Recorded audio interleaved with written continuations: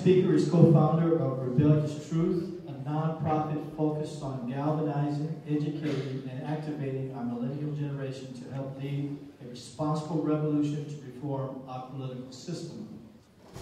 3 of the 12 Rebellious Truths videos have reached #1 status on YouTube. All their videos bring Bible information to the hard-to-reach yet critically important segment of Americans, the millennials. Michael's role is that of a catalyst for unity. He's working to weave a nationwide network of people committed to unifying and changing the course of our nation. He's also helping to broaden our understanding of both our shared humanity and to help us learn that we must live in a way that respects and enhances all others' freedom. And he is also helping to broaden our understanding of how we can create a world that works for all and preserve our individual freedoms at the same time. Ladies and gentlemen, please welcome Michael Maxsenti. I do want to say thank you to everybody that's here, because you're all wonderful Americans who care greatly about our nation. Many of you have devoted much of your lives to the causes that you're here trying to spread the word about. And the awakening of the American people is occurring. But when you hear about the magnitude of our foreign policy and the addiction to wars that we've had, when you think about the complexity and the magnitude of climate change, when you think about the issues of how our veterans are treated and how they come home with such problems, the issues could go on and on. But I'm sure you ask yourselves, and are asked by many, what can I do? What can I do to really change the course of this nation? Because all of these issues are interconnected. We are all one family. Well, what can I do? So I'm going to tell you about 4 things that we can do that aren't going to add additionally to the workload, to your stress, because most people are stressed out trying to make ends meet. They're overwhelmed with the problems of just trying to be a good parent, be a good member of your family and your community, and to do what you can.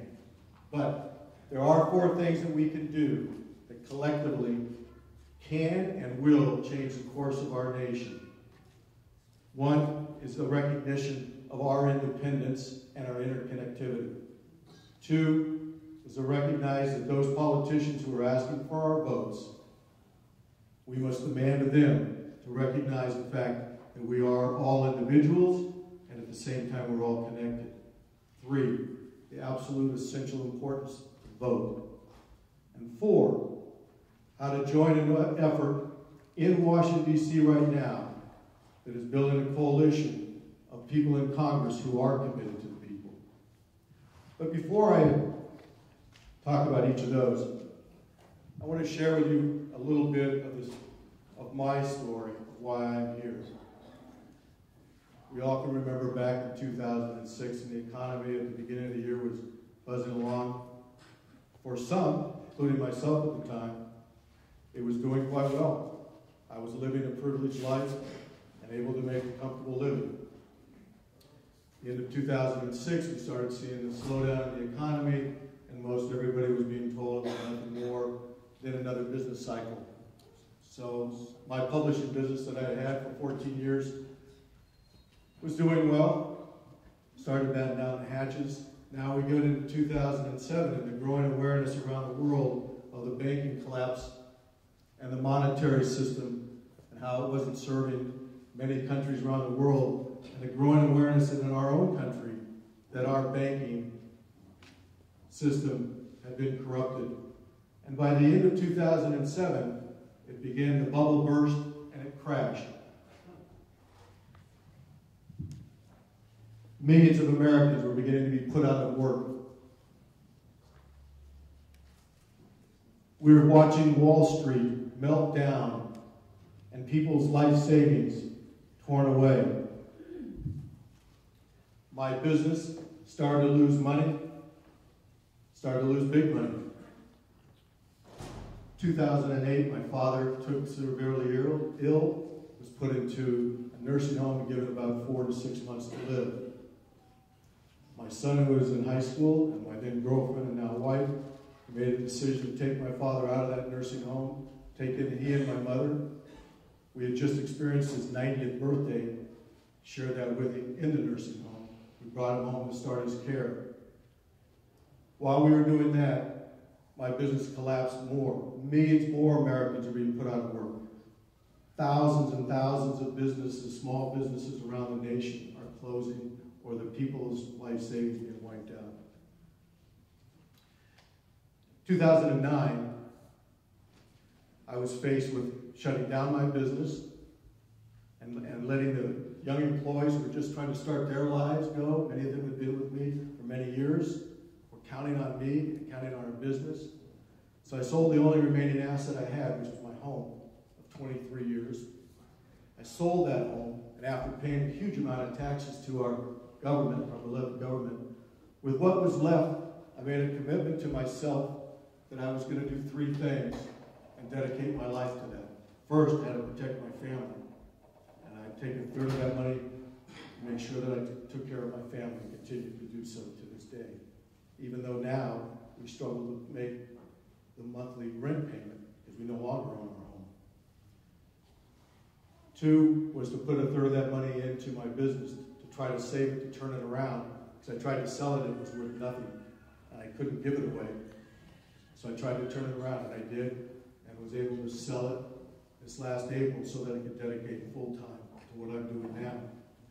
And the third thing I did was I took the balance of the money and I funded a nonprofit, Rebellious Truths, because I truly believe that the millennial generation is key to the turnaround of our nation that we need. Most of the people in here are my age. I'm 63. Most of us in here need the youth, their strength, their vitality, and their futures to help lead this responsible revolution. But now back to why I'm here today. What can I do? What can I do?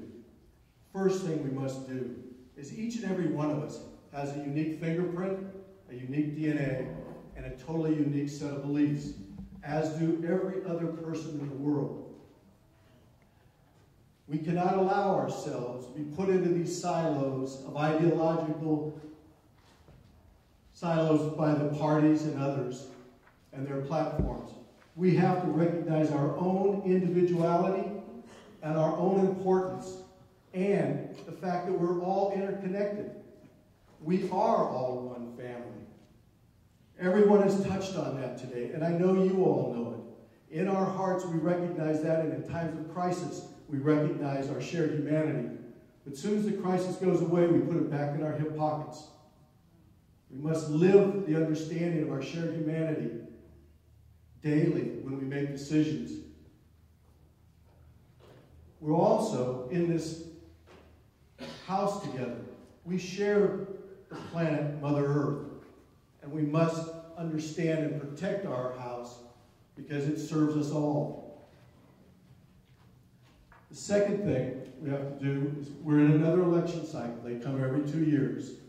And every 2 years, we hear the politicians stand before us, telling us what they think we want to hear, playing into these silos of ideology that they've created. We must understand that they want to get elected and they will say anything. Then when they go back to Washington or they go up to Sacramento, we've watched them all do what they continually do. Not all, most all.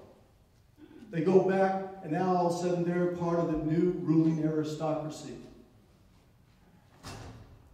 We have to change our attitudes to them. When they're asking for your vote, when they're done asking for your vote, look them in the eye. Challenge them. Say, you convince me that you will represent the people's interests first and primary. You won't go back to Washington and represent your party's interests or the special interests over the people's interests. then despite whatever label they have, we have to have the strength to know that judge them as a person, judge them on their words, by their heart. Will they be truthful? Those who are up for re-election, we can judge what they've said in the past and what they've done. But we have to change and demand of them to represent the people's interests first. Voting. We have a primary coming up in June. This is the opportunity for the people. Now in California, starting in 2012, we have the new top two-tier primary. It's not perfect. It's not open like we might have liked, but it is an improvement. We now have the opportunity to have a people's choice in every district on every vote we make. We no longer have to stand there and let the party leaderships give us a choice between A and B, D or R, and exclude all the other parties that they've done successfully with the rule changes. We must now judge them on an individual basis. We have to vote, and the most important vote we make is at the primary coming up in June, not waiting until November. That is the opportunity we have to make a people's choice on the ballot. So only one of the two choices we'll have is dictated to us by the party leaderships, no matter what party you're in. And I suspect most everyone here is a D. But at least now, the second D we can have is one that represents the people's choice, not the party. So absolutely essential to register to vote. And in California, they've changed the wording on it so it's not independent, because they didn't want that, because that'd be too easy. The parties control the system. They made it no party preference. Well, almost all of us have a party preference. But they knew that they could help deceive the voter by using NPP, because for the newer voters, they think of that and see a 3-digit, and they think that's some party. I've never heard of that party, so I can't vote for who that is. So recognize that NPP means independent. And we want people who are independent thinkers, who will think on behalf of the people, who are not there beholden to their parties, but they're there to do the bidding of the people. So vote. And I encourage you, to challenge you, no matter what your party label that you might have and you align with the most, consider sending the message to your party by changing your registration in California to NPP, no party preference, but it really means be independent. That sends a message that says they are not representing our interests well. Doesn't mean you're not going to necessarily vote for them in the election, but it tells them that you are independent thinking, that you are independent of their ideological silo that they put you in. So voting is crucial. We must drive up the vote at the primary and in the general election so that we can take the power away from the parties and bring it back to the people.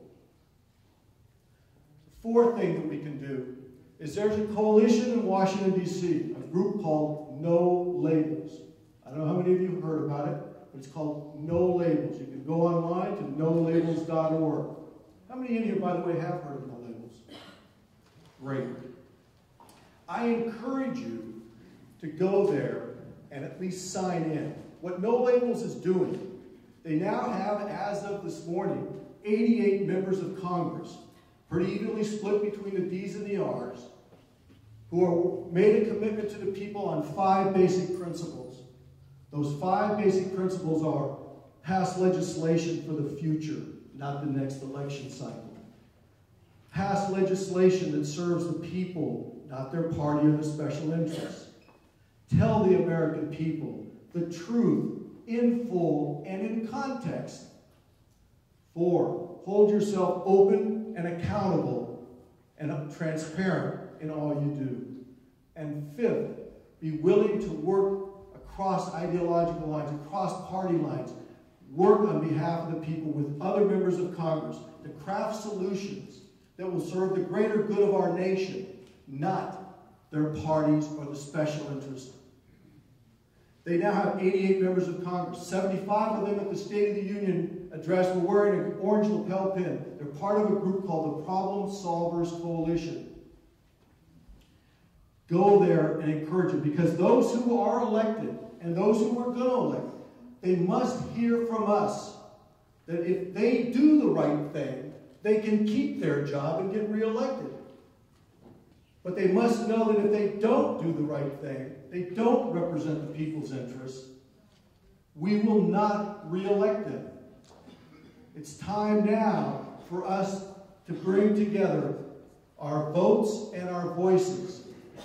The collective impact of our voices and our votes can and will change the course of this nation. So briefly, there's those four things. Think independent of others' ideology and the platforms. Recognize your uniqueness, your desire for freedom. Recognize our interdependence. Second, demand of those seeking your votes that they be independent thinkers, willing to seek solutions that serve the greater good of our nation, not their people's party, not their party or their special interests. Three, make sure you're registered to vote, everyone you know is registered to vote, and that you go out and vote in the primaries for people who you resonate with at the heart level, not based on a label. Fourth, go online to nolabels.org. Sign in. They'll give you a lot of tools if you want to do more, but if you just show your support there, that will help pressure your congressmen and our senators to work together, to join this coalition in Washington, to work together on behalf of the people. The collective voices and our votes can change the course of this nation. We must do so now.